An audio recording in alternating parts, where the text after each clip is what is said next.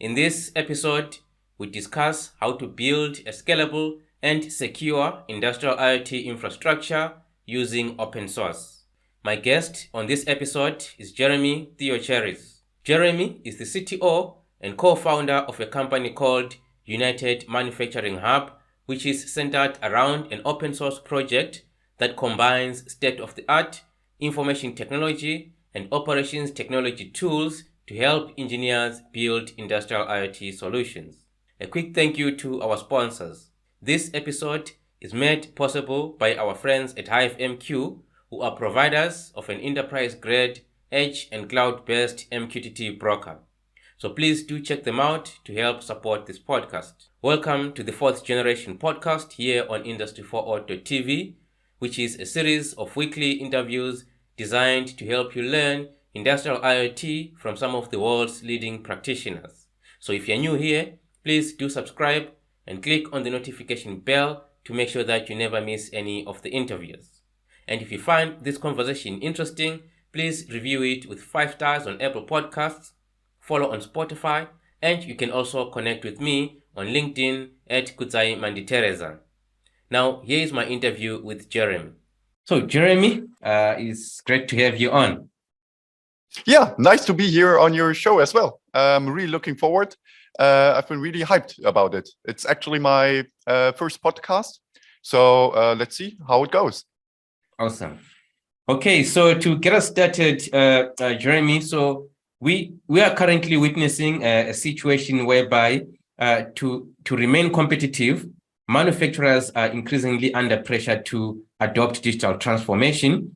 And the most critical step in the digital transformation journey of a manufacturing organization is the integration of information technology with operations technology, otherwise known as IIoT integration.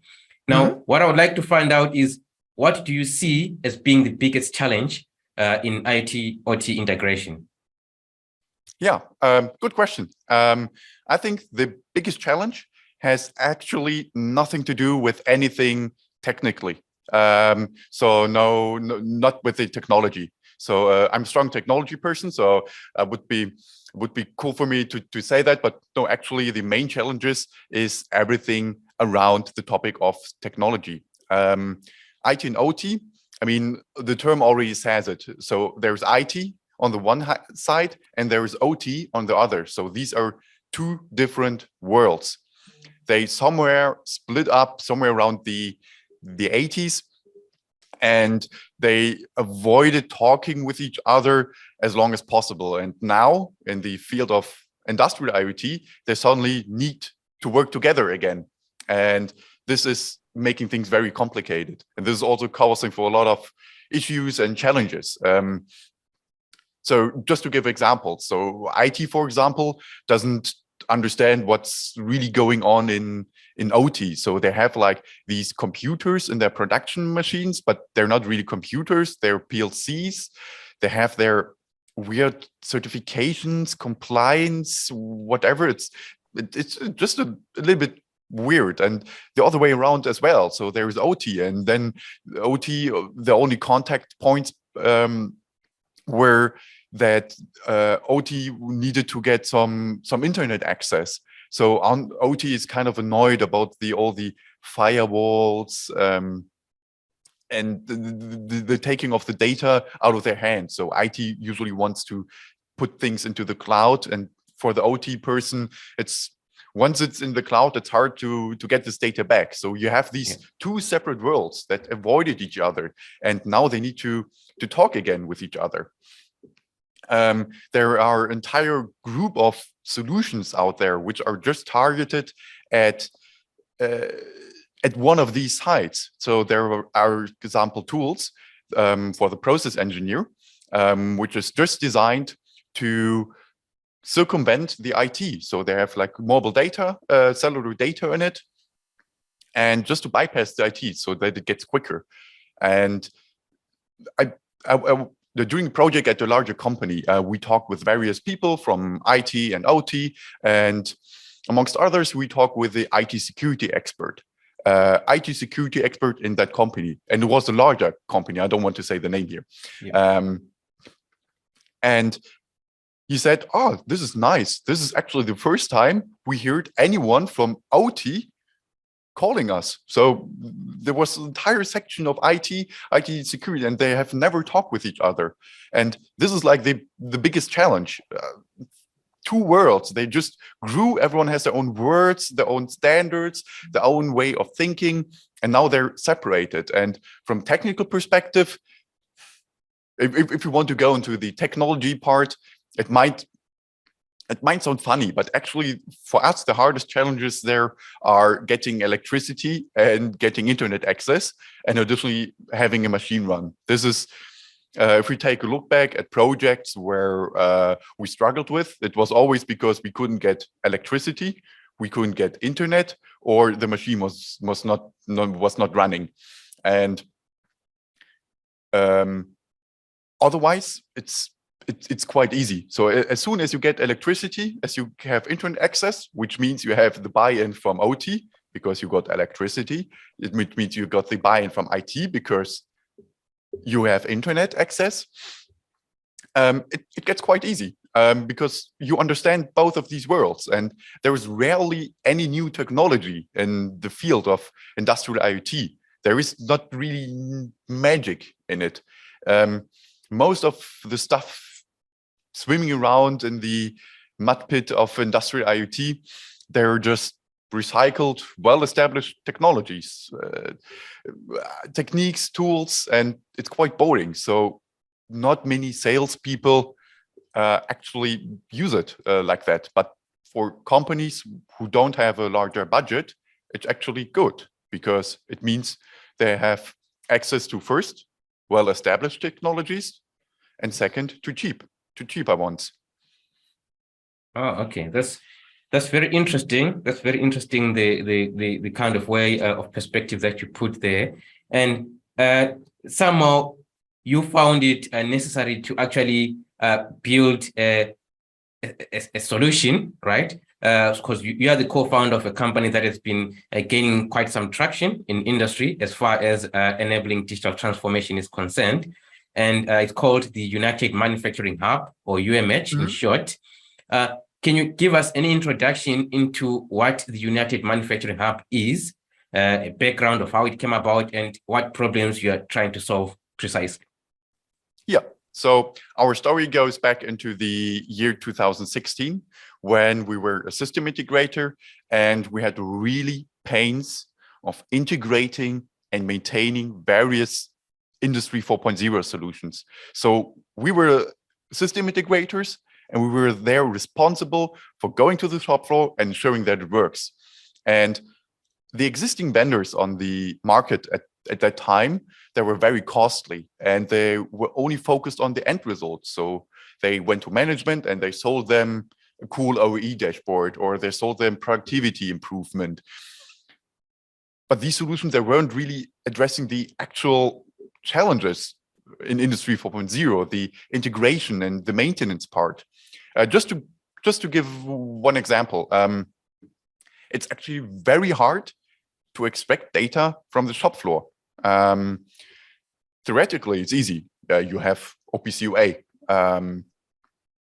It's basically, from a theoretical perspective, just plug into the PLC, talk with OPC UA, and you're done. But practically, it's really, really difficult. And it's also something that does not get talked about that often. First, you need to have physical access. So networking, electricity, cables, someone who opens the electrical cabinet. You have to talk about compliance, certifications, stuff like that. And once you're connected to the PLC, you have the problem of OPC UA. OPC UA is so complicated that each vendor just does their own stuff. OPC UA, this is now my personal opinion, but I think other experts would agree. OPC UA is designed for the machine builders, and they just sat together. They said, okay, we want to have now a standard, but everyone wanted to keep the way they were doing things. So they just incorporated everything into that standard. And now you have OPC UA via TCP, the standard one, but there's also via HTTP. So OPC UA versus via HTTP. You have OPC UA via MQTT, via WebSocket, and there are a couple of binary variants even, each of them incompatible with the others, and it's just absolute mess. I'm still personally waiting for to get OPC UA via USB stick. I personally think it might come at some time, but yeah, so there's super various variants. So you just want to connect the machine and it says, yeah, it has OPC UA, and yeah, now you have to work with that mess. And even if you have now managed to connect with that, it's super painful because you might not get all the variables, parameters, tags out of the machine. I had it once. It was super weird and at the same time funny. It was an Italian machine builder, and we did a project and we said, hey, we need OPC UA. It was really pain to get it. And then they installed the machine and we were there and we were connected. Everything was working. And then we saw it only had like one data point. And we were like, what? We can't work with one data point. We need more. We need to work with the data. And they were like, oh, but you only specified like one. So this step cost us 2 months, and these types of pains, they're just more and more security, demonetized zones, and then the management comes with some super expensive solution, cloud solution, which you just need to connect to REST API. So we were just really fed up at one point because we were so frustrated, and then decided to do something about it. And what we then did was we founded everything that we did so far, we open sourced it. We founded the United Manufacturing Hub, and we're now focused on integrating and maintaining large-scale IIoT infrastructures. So we cannot solve all of these problems. Also, the United Manufacturing Hub is not something that will solve all of these pains, but we can try to make it as easy as possible. We can provide with best practices. We can provide with potential issues that can happen, and so that the end user can circumvent it. So just to get back to the OPC UA example, we cannot just not use OPC UA. We have to use it. But our recommendation, for example, is to take the data and just push it immediately into MQTT, Kafka, unified namespace. I think we can later talk about it, because it just makes things much easier to immediately take it out of that world.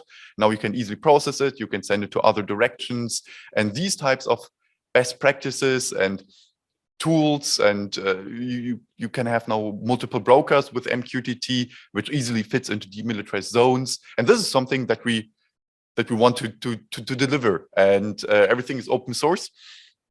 And to be what the United Manufacturing Hub now is very specifically, it's a Helm chart for Kubernetes, which combines best-in-class IT and OT tools and brings it into the hands of the engineer. And everything, just all these tools that the engineer would come up anyway, just everything packaged together in a single tool that the engineer can have it in their hands, and they can then just deploy it and maintain it. And this is the pains that we're solving as the United Manufacturing Hub, and what we and how we're mitigating them. Oh, okay, that's interesting. So, like, it's quite clear that you have a deep conviction that open source is the way to go. So, why do you believe that open source matters so much? Yeah, first, there is no lock-in effect. And this is really important when talking about infrastructure, because if you do the wrong decision here in the point of infrastructure, it can get very, very costly. And if you take a look at IT, it's open source there in the areas of infrastructure. It's just normal. You have Docker, Terraform, Kubernetes, Postgres. You have Redis. Of course, you could talk about whether Redis is actually open source because they had this license change. But open source prevents from lock-in effect. And additionally, it creates a neutral zone. We've had it with machine vendors. It's actually like 3 or 4 years back where we where was at the customer side, and we're talking about there was one customer with 2 different machine types, and the one machine vendor didn't want to send the data into the cloud of the other. I mean, I can understand it. Why should I increase the market share of one of my competitors? No, I want to have my own solution, and open source eases that up. I mean, open source, it belongs to nobody. There's no real market share, and this is something that's really helping. And so you have a neutral zone. And one of the questions that people just immediately ask, wow, open source, it sounds super great, but how do you make money? Especially if you come from OT, this is like, why are you creating all this stuff and then giving away for free? Doesn't make sense. Where's the catch? Yep. And there are various ways how you can monetize on open source. There is the approach that we're taking is something that customers absolutely love, but investors, they really want to kill themselves when they hear it. It's support. Super cool concept for the customer, because a normal company, so at one point you will get problems when you're working with architecture. This might be every couple of years, you might get a very rare database problem. And as a company, it's just not, you cannot just pay a database expert to be on standby for the next 3 years so that when a database problem occurs, that you can just immediately solve it. So what we're offering is we're bundling all of these experts and we're offering unlimited support licenses. So we take all of these experts, and now the customer can just call us, write us an email, etc. And we're saying him, hey, in this response, with this response time, we're guaranteeing you an answer. And this is something that this is like one of the options that you have for monetizing open source. There are other options out there. There's software as a service, so that you have a managed service. This is something that, for example, Timescale, just the first that comes up to my mind that they're taking up. Then there's the option that you have like an open core and you're selling software pieces around it. There are companies, I think Red Hat did it initially. They just provided services around it, various ways how we can monetize it. But one thing, all of these elements, and this is what I think open source is important, all of these elements, what they have in common is that it's really easy to throw out the vendor again. Because the core infrastructure is open source. If you don't like the vendor, you can throw them out. You don't have to pay anymore. Of course, you won't be getting support, but there's no lock-in. You can still you have the full control over your infrastructure. And this is something that's really strategically important. And this is also something that where we say, okay, this is why open source is important. Oh, okay. That's interesting. So as you have described it, you have put together these open source technologies to form the UMH stack. And so what I'm interested to find out is, what criteria did you use in picking these core technologies for your UMH stack? Yeah, we have three from a technology standpoint, how we should design in general systems. And then we have a fourth point where it's about other strategic organizational requirements, how we selected the components for the United Manufacturing Hub. From the technology standpoint, there are three: reliability, scalability, and maintainability. And they come from one of my favorite books. It's Designing Data-Intensive Applications from Martin Kleppmann.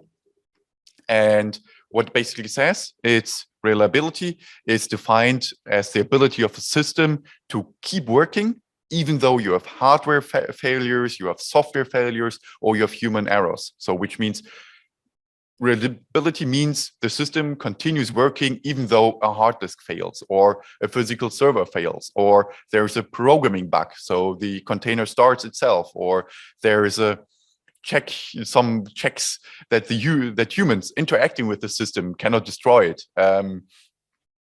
Happens more often than you might think. This topic of reliability. So all the components that we have, they need to be reliable. Then there's the topic of scalability, the ability to deal with increased load. So load messages per minute. Load can also be amount of machines that are connected at the same time, and the system needs to be able to scale. So there is a vertical scaling, just putting more RAM into it, and or more CPUs, and there's horizontally scaling. And if we're now thinking about, okay, at one point we have like 10 machines, 20 machines, but we're connecting more and more plans, and we take a look in the future with the machine learning, etc. So everything we will do more and more with the data. So the system needs to be scalable. So the system needs to be reliable, the system needs to be scalable, but also it needs to be maintainable, which means during the lifetime of the product, of the system, there will be a lot of people working with it. And all of these people, it doesn't matter whether they come from IT or OT, they need to be able to work productively with it.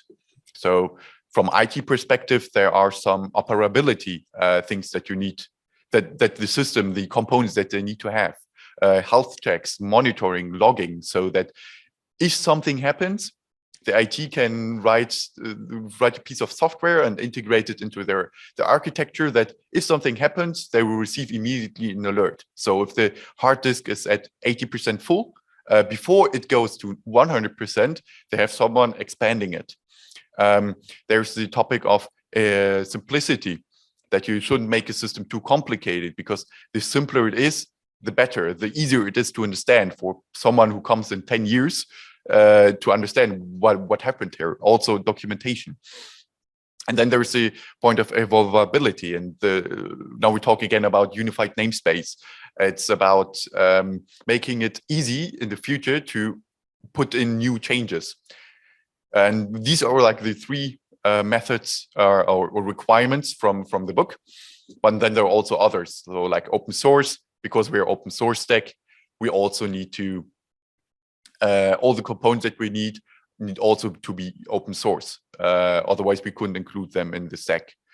There is applicability, which means it needs to be able to be used by a lot of various people. So not only IT, but also OT. And this means having the correct data standards, ISO 95, so that OT understands it. It needs to have specific logics just designed for the manufacturing environment.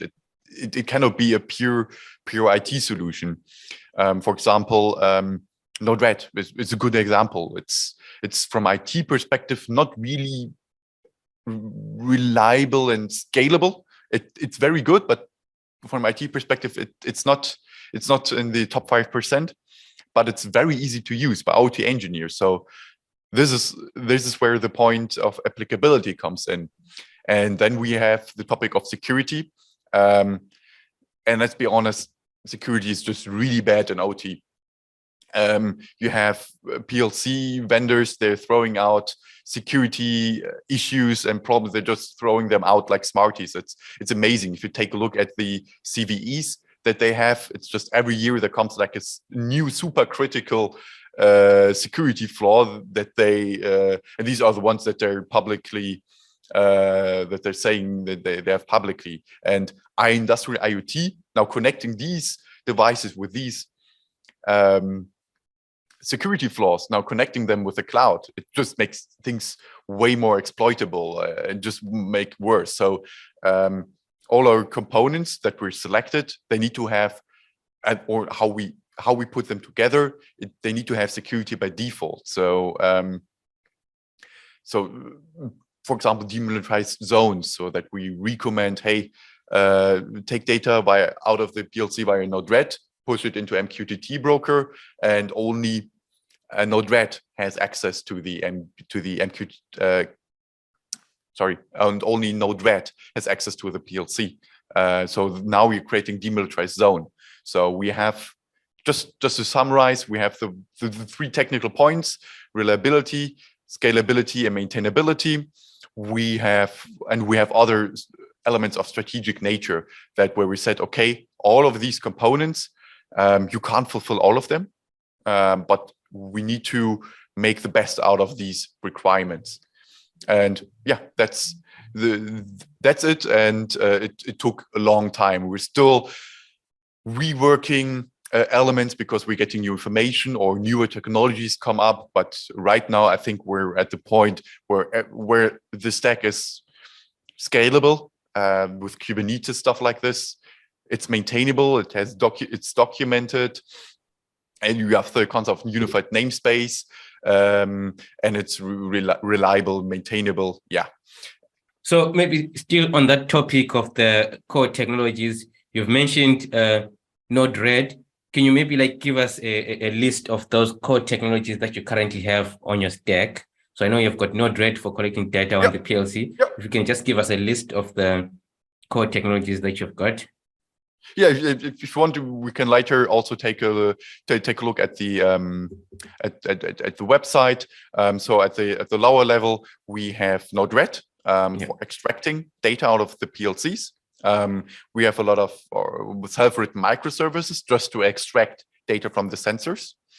We have everything then goes into MQTT or Kafka. We can later talk about why this is important. But so we have MQTT, we have Kafka, and then we have Timescale as the main database in it.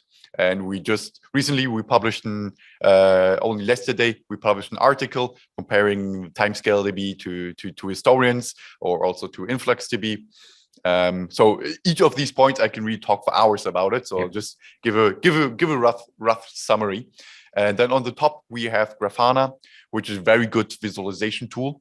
And in between we put a lot of work in pre-configuring everything and putting in custom microservice. So between database and Grafana is actually self-written microservices for automated OEE calculation.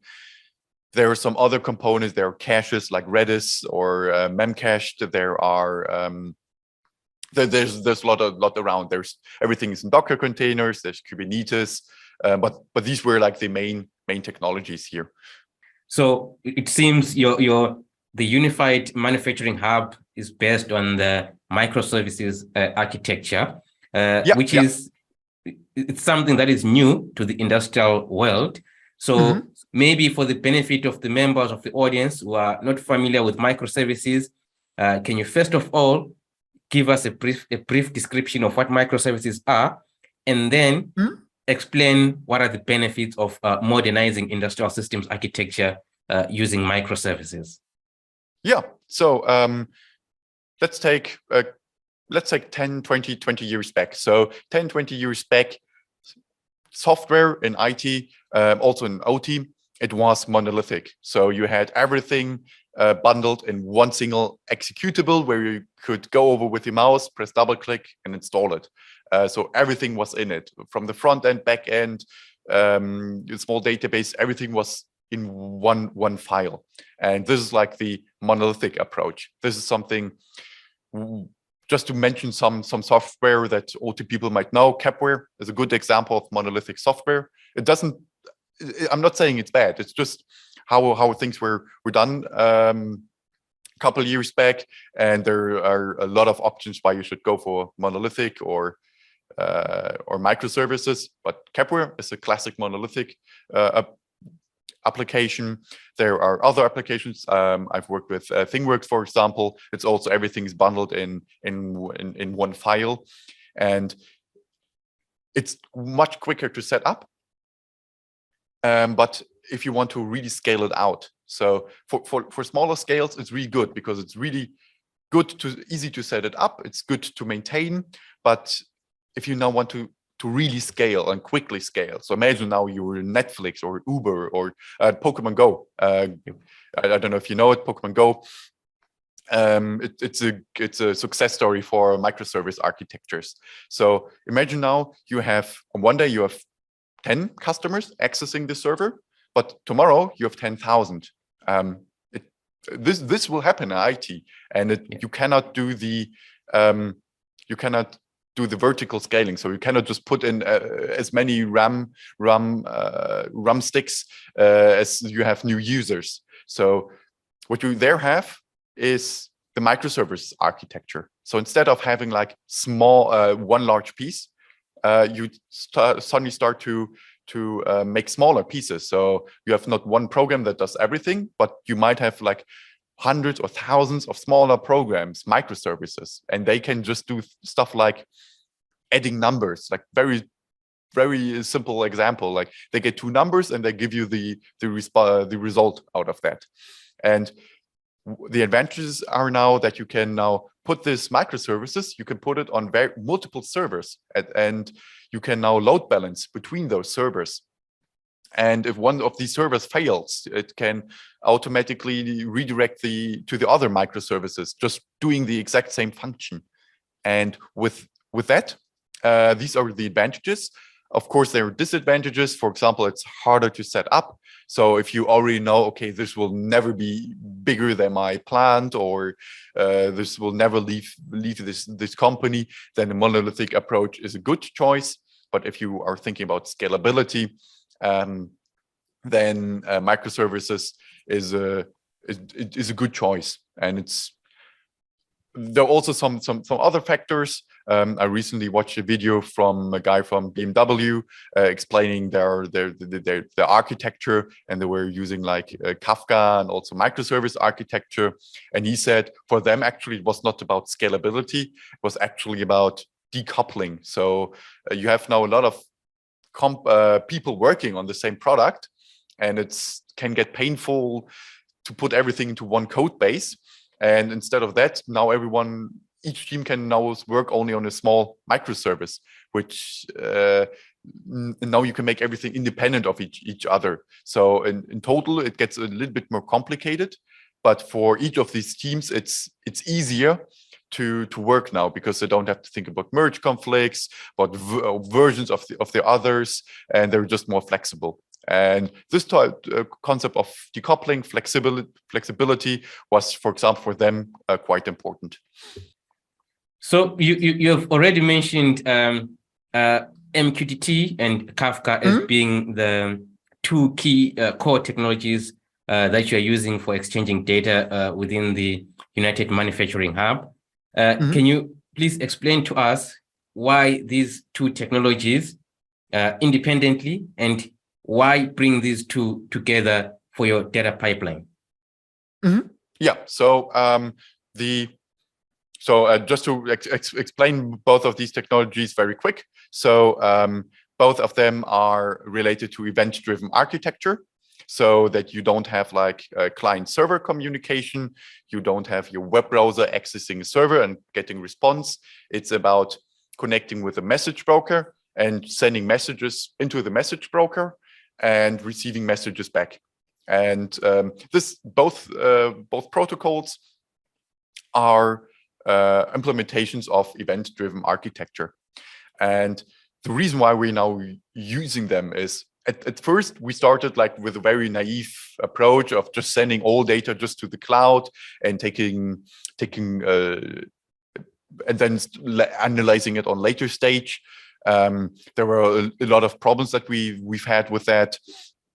It was hard to analyze the data in the cloud, and because you are not there at the production facility, and some data is just better contextualized directly in the factory. And for that, we started using MQTT at first, unified namespace, where you send all the data first to a message broker, and then now you can flexibly subscribe to it, which is very good, which really eased up a lot of our pains. But at one point when it came to data processing, we struggled a little bit with it. Because MQTT is only guaranteeing you the delivery of messages. But what happens now if you have, especially if you start to scale out system, you always have to think about failures or what happens if something does not work as intended. And with MQTT, if you receive data, you send it to the MQTT broker, you will get an answer back, okay, it was received. But now imagine something, this MQTT broker will now send the message to microservice. The microservice will say, yes, I received it. But after sending that, I received the message, this microservice crashes. And now there's no way for the microservice to recover from that. Of course, it can be restarted, but the data inside of the microservice, if it crashed before it could have been written to a database or reprocessed and sent back again, this data is now lost. And this might happen more than you would expect. So even if you just have like 99.999% reliability, as soon as you start sending a lot of these messages through it, you will encounter these edge cases. And to counter with that, we put Kafka beside it. I don't want to explain the exact functionality behind it. It's basically writing into log format, and so you have producers which write their data into log. So the log starts at the top and then just gets bigger. Then you have consumers basically starting again from the top and start consuming all these messages. And with this, you can guarantee that there are no messages lost and that you can process all of them. And what we're doing is we combine both of these technologies. So MQTT is a very important protocol for the IoT and also in the industrial IoT, because it's just super easy to use.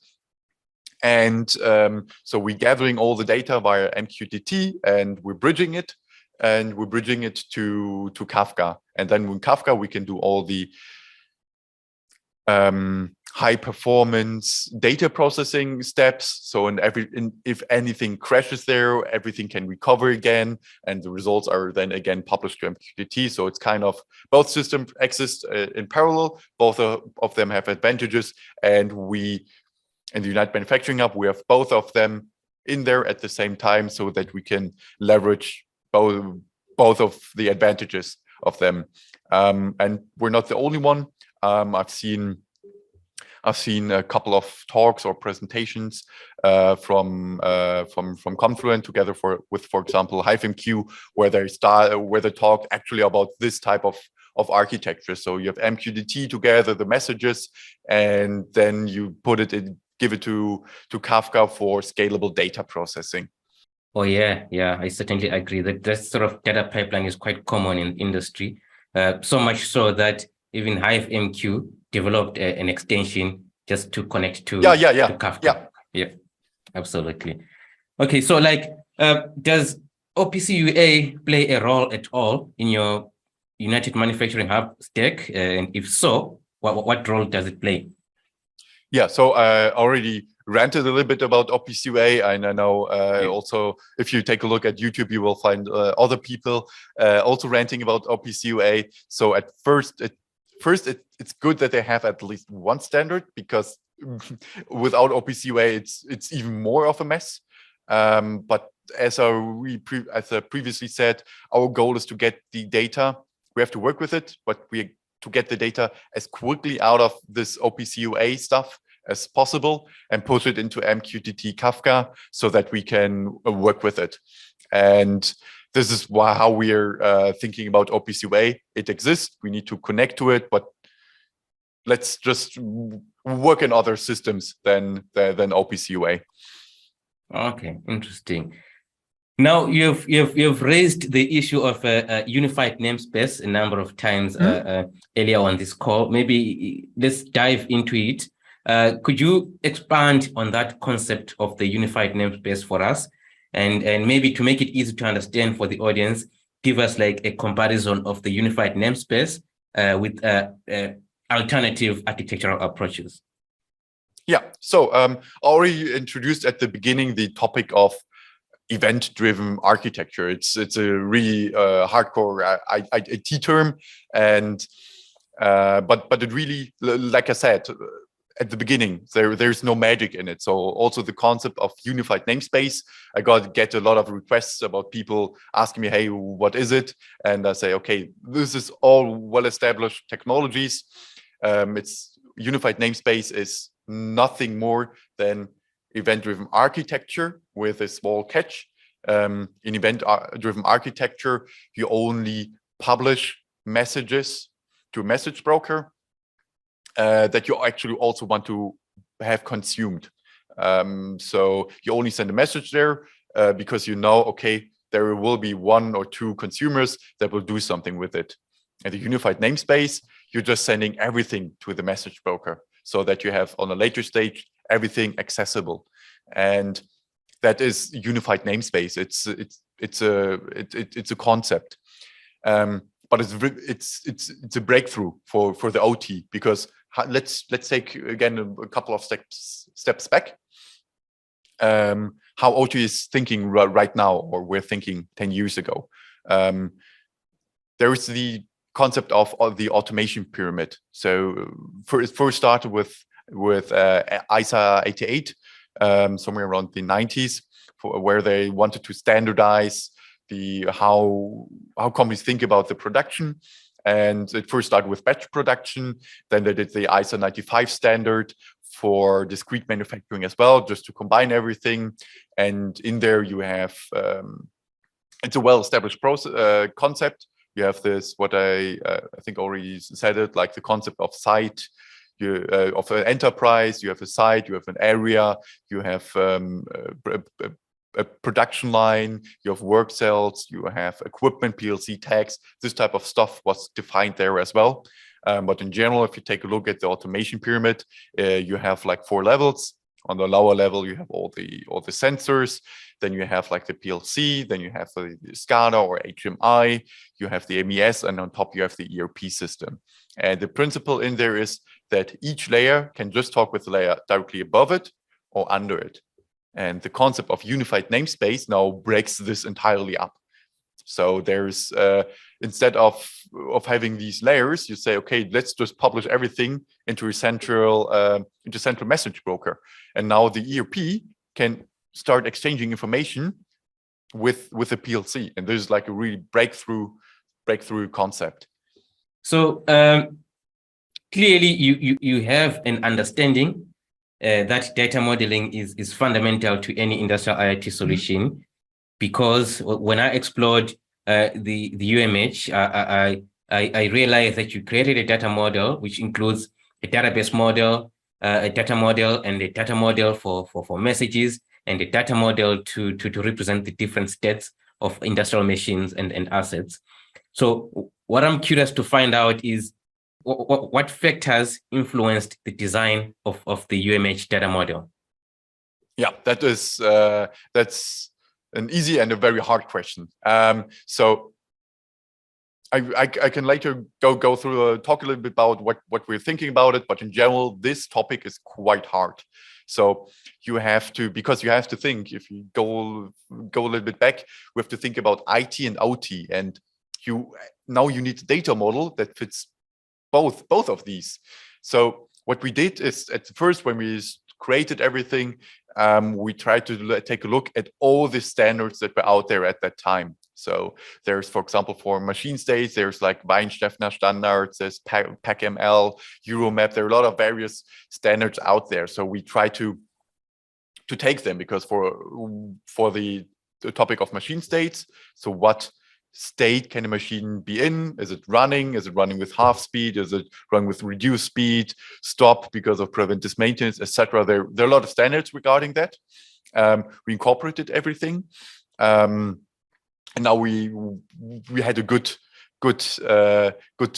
feeling for everything machine state related, and then we start looking at the other areas. So, for example, in IT, there's the topic of normalized databases, so how a database needs to look. So we incorporated that. The topic of MQTT, we took a look, for example, at Spark-Plug-B, but I know there is a lot of hype around it. We've taken every time if there is a peak in the hype, we take a look again at Spark-Plug-B, but we still don't see any value add there, and we think that the topic structure is quite restricting. So we took out a look at what's out there, and now we try to combine everything. And our goal is that the IT can work with it, so that you can put it into a normalized database, but also the OT can work with it. So you need to adhere to ISO 95 modeling standards. And additionally, it needs to be also easily usable. And this is something that gets neglected very often. So the practical things, like I said at the beginning, we had the pain ourselves. It was like, oh, the OE is very easily calculated. You just have to combine these numbers. But if you take a look on how do you get to these numbers, it gets really complicated. So IT and OT, and let's just give one example. For example, the topic of data contextualization or digital shadow. So who's responsible for taking the time series data and putting it together with a produced product? So it could be OT. OT could just send all the time series data to the cloud and the information about when the product was produced and leave it to IT. But IT will then get a lot of problems because they don't really understand the process. There could be data missing, etc.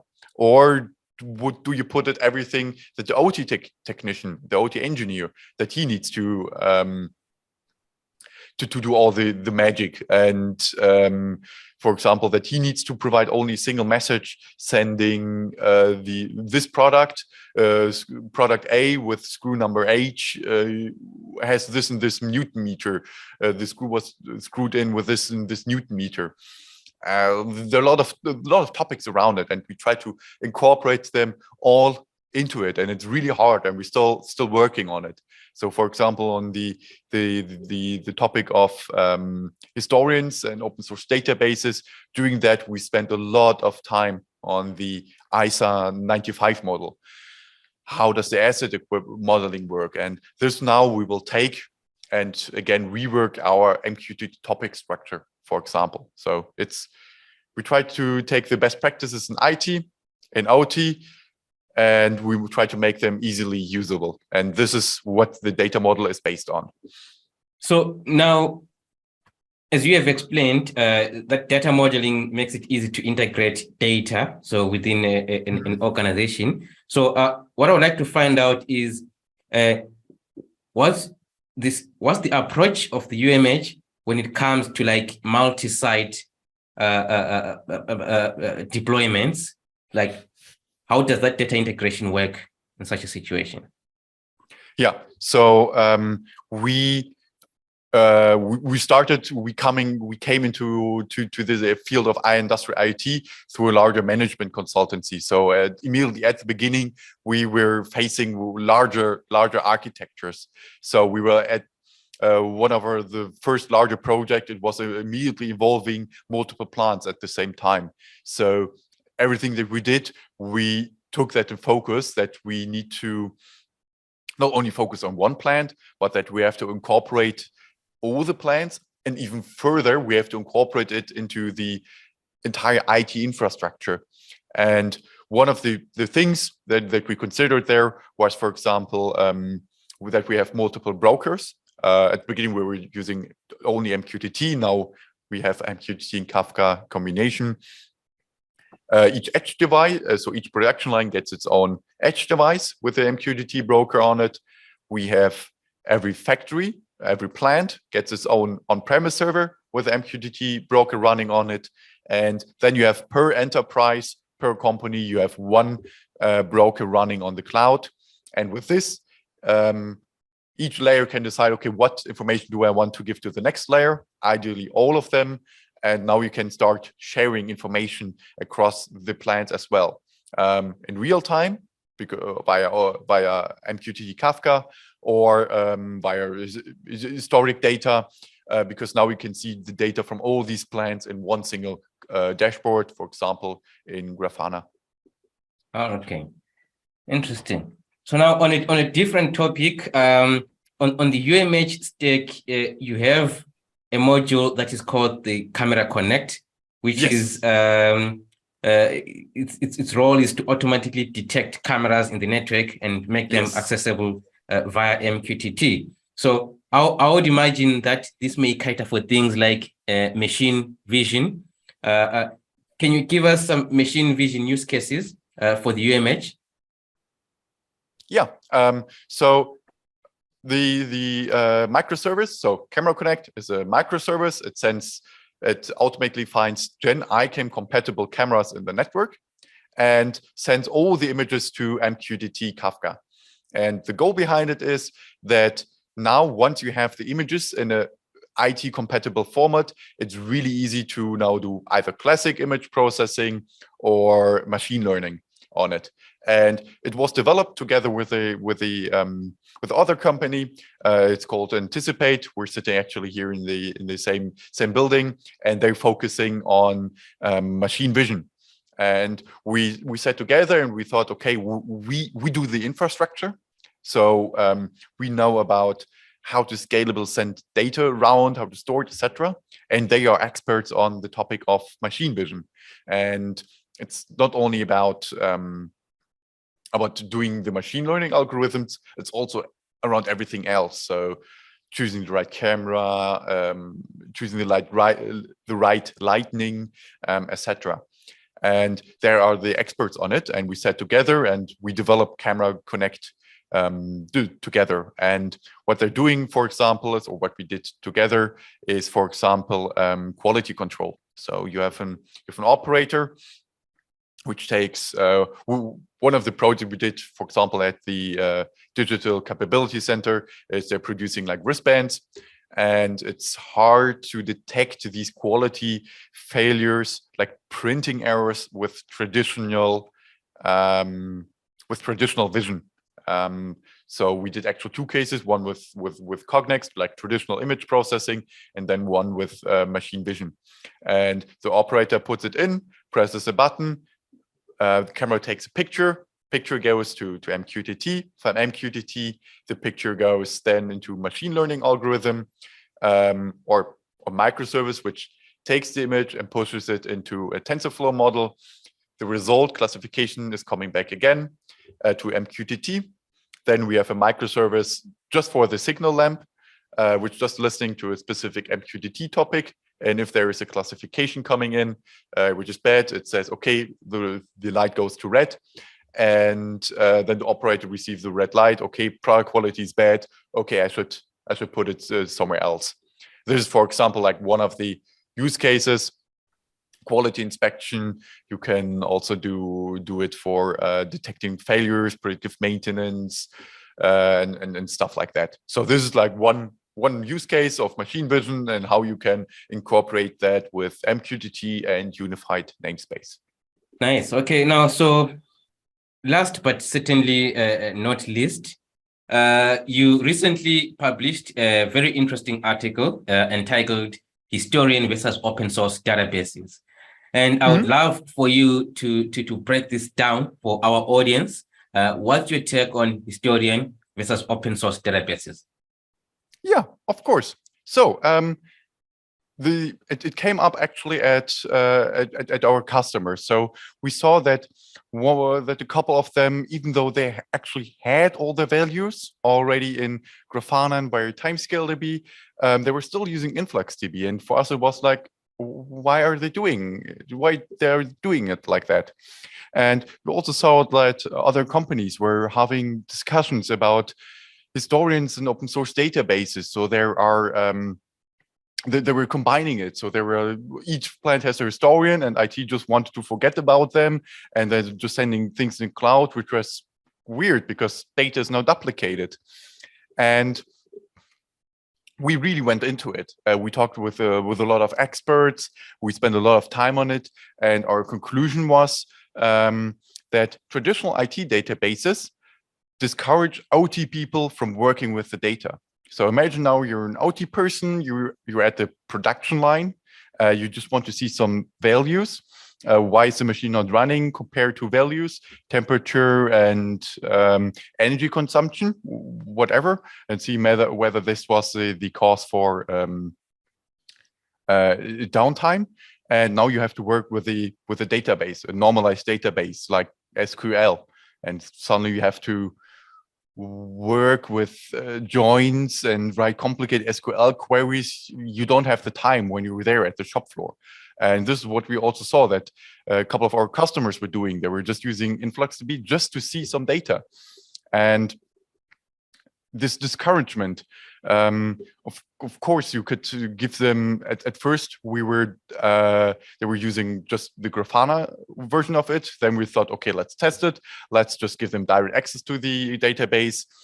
But even in our team, people struggle to replicate it for a couple of minutes, and they're doing this IIoT stuff up and down. So it's hard to use, and it's not only hard to use for them, it also doesn't provide all the functionalities. So there's the topic of data modeling. So data needs to be available in the ISO 95 format, like enterprise site plant. Enterprise site area, production line, work cell, equipment, PLC tech, this type of logic. And typical SQL database, you could do that, but it also doesn't have a visualization tool so that you can just press, okay, I want to have this production line, press it, and now I can see all my tags. It doesn't work like that. You can easily build it, these functionalities, but by default, they don't have it. And it's also the other way around, that historians discourage IT people to work with the data. So imagine that you're now a data engineer. You have all the proof of concepts, but now you need to do machine learning algorithms. You want to deploy them, and it's really hard to get the data out of there. Of course, there are some connectors, like could be REST API, but it's really hard to get it out. And for you, the data is lost as soon as as it lands up in the historian, which is kind of sad. So we talk with experts, and they said, yeah, it's like this. It's hard to get out. Of course, you could continuously query it, but you could continue to query it and take the results and push it into the cloud, but then it's duplicated. You could do it. What you can do is, if you have unified namespace, you could send one part of the data, or the data could send them to the historian, but you could also send them at the same time to the cloud for further processing. And additionally, we took a look at historians, and they're not really compatible with the modern IT landscapes. They have different approaches for reliability, scalability, maintainability. I don't want to go into the details, but typical IT tool databases, SQL like Elasticsearch, Timescale, they really spend a lot of time in their documentation talking about them, or they implement stuff like logging or metrics, alerts.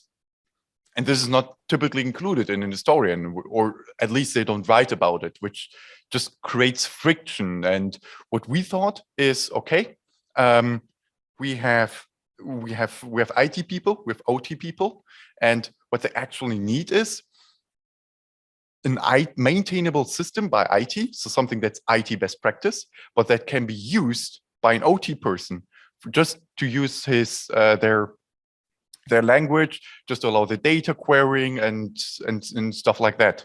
And for that, we did a proof of concept, and still in close beta, just to change the UI in Grafana just a little bit, and just provide a little bit more functionality, so that it just feels like working with a historian, even though it is just a timescale to be in the background. And this is what we're currently internally testing. And if we manage to do that, and right now it's looking good, then it could be actually an alternative to an historian. It could be then the Unite Manufacturing Hub would not also be tools to extract data, etc. Would also be a historian. based on IT best practice standards, which I think both sides would love. Oh yeah, that's certainly interesting. We'll certainly be looking out to find out the results of that project. So yeah, Jeremy, it's been an absolute pleasure having you on the show. I really enjoyed having a conversation with you here. So thank you so much for coming through, and wish to speak to you soon. All right. Yeah. Thank you. Thank you that that you had the time to talk with me. Thank you that you invited me, and yeah. Also, thank you to the audience for listening. Thank you. Thank you.